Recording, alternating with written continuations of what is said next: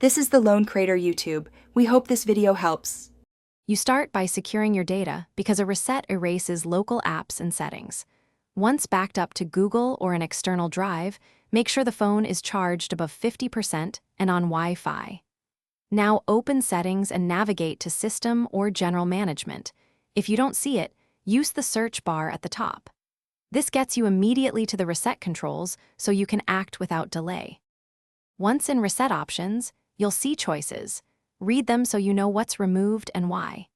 You can pick Factory Data Reset for a complete wipe or Reset Settings to preserve accounts and files while clearing preferences.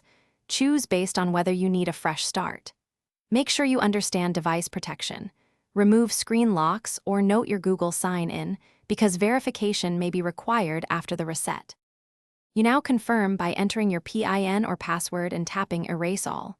The phone will reboot and begin the factory process, which can take several minutes. Once complete, follow the setup prompts and sign in with the same Google account to restore backups and disable activation lock. If the reset fails or the device hangs, try booting to safe mode, using a different cable or PC, or contact the manufacturer. Those steps usually resolve stubborn issues. Thanks for watching. Consider subscribing if we helped you.